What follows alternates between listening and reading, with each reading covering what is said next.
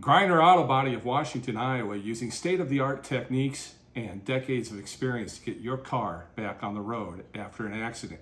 Car Doctor of Washington, Iowa. No matter who Frankensteined it, they can fix and clean and customize it. Wayland State Bank, over 90 years of being community-minded, just like you, located in Wayland, Winfield, and Mount Pleasant. McDonald Boneyard of Keota, Iowa, for all of your farm equipment and auto recycling needs. Hinshaw Trailer Sales of Richland, Iowa. If you need a trailer, they've got a trailer, and they fix what they sell and don't in their full-time repair shop. Girling Repair of Winfield, Iowa. If your mower is dead, call Fred, your Husqvarna and Aaron's and Gravely dealer. B&B Propane and the family of Jet Stops present Southeast Iowa Today. I'm John Bain, author of Christie's Journey, The Beat Goes On, and your host.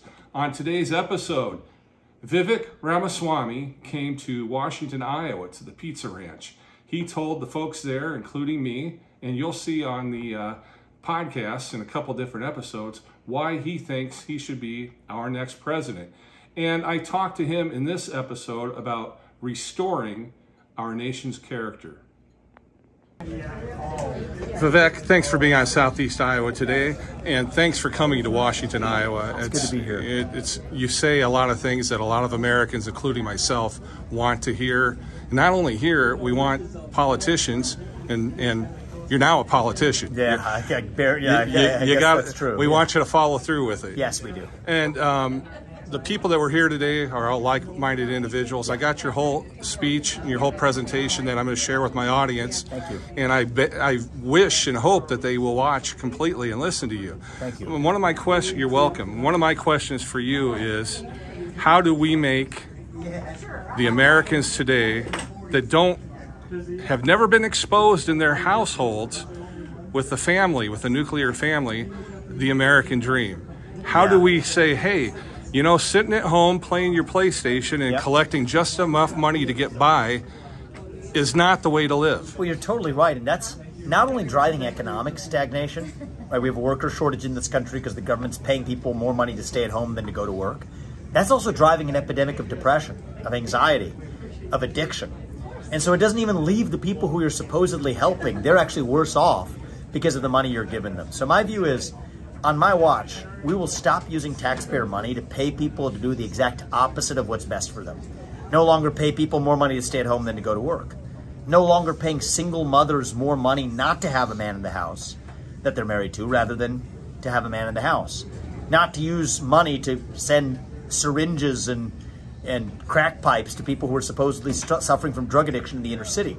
Stop paying people to do the exact opposite of what is best for them. So that's a big part of how I'll do it. And then the other thing is, that was the gift that I was given in this country. I didn't grow up in money, but I grew up in a household with two parents in the house with a focus on education, a belief in God, and a focus on achievement. Right. I want every kid in this country to enjoy that same privilege. I use that word a lot, privilege. Well, why do we give kids actually the ultimate privilege? That is privilege. And half the job of the U.S. presidency, half of its policy, and we talked a lot about that today. Sure, that's important. But the other half of the job, I think, is reviving national character.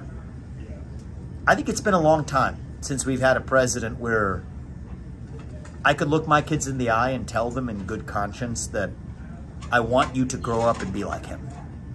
So it's been a long time. And that's the standard that I want you to hold me to. Well, I think you've gotten a lot of people's attention, and you've gotten the establishment scared. Yes. Because last week when you were on Hannity, on Fox News Channel, supposed to be one of the biggest conservatives in the nation, and he's trying to rip you apart, calling defending the military-industrial complex. It's interesting. But you know what? I'm not running against any of them. Right. It's to be expected. An outsider like me from a different generation is not supposed to do it. At first they thought, hey, it's a cute little thing that's happening. And then now it says, okay, wait a minute. If this guy's really going deep, we have to take him down. He doesn't dance to the tune of the Super PAC puppet masters. I don't. And that's a threat to the system. That is a system we need to not only threaten, we need to raise to the ground so that we, the people, actually decide who runs the country rather than a small group of mega donors. And I'm going to be the candidate who's well positioned to do it. I've lived the American dream. That's the inheritance we want to give our kids. Well, I'll tell you what, this is my podcast and it's part of the American dream, so I can say this to you. Yeah. God bless you, sir. Thank you, man. And good luck to you. I appreciate it. All right, thank you. Thank you. That was... Thanks to Vivek for being on Southeast Iowa today and sharing his thoughts and ideas on how to make our nation better. This episode of Southeast Iowa Today has been brought to you by Griner Auto Body, Car Doctor, Wayland State Bank, McDonald Boneyard, Hinshaw Trailer Sales, Girling Repair, B&B Propane, and the family of Jet Stops. I'm your host, John Bain. Stay friendly, Southeast Iowa.